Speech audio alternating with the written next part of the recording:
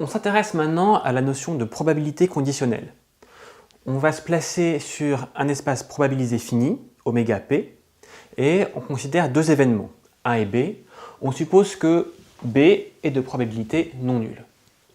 On va maintenant pouvoir définir une nouvelle application de probabilité qui est la probabilité conditionnelle de A sachant B. Alors on le note au choix, P de A sachant B avec donc une barre verticale au milieu, ou alors P de A avec un petit indice B ici. C'est défini comme étant la probabilité de l'intersection de A et B sur la probabilité de B tout seul. Cette définition, vous l'avez déjà vue en terminale. Là, maintenant, on est en mesure de vérifier que cette définition définit bien une application de probabilité. Alors, pour que ce soit vrai, on a plusieurs points à vérifier.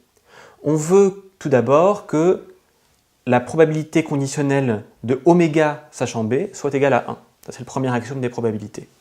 Mais si je regarde, probabilité conditionnelle de oméga sachant B, c'est probabilité de l'intersection, oméga inter B sur P de B, mais l'intersection de oméga et B, c'est juste B.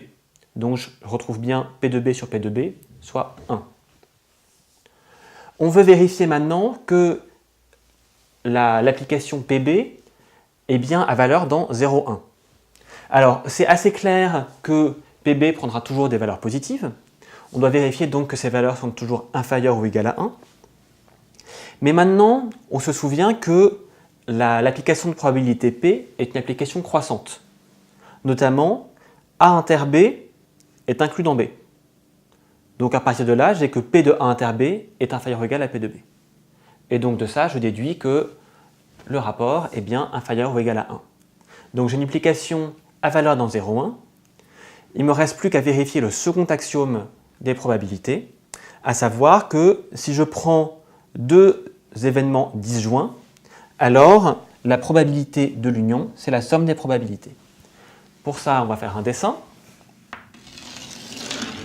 Donc j'ai oméga. Là j'ai B. Je considère A1 et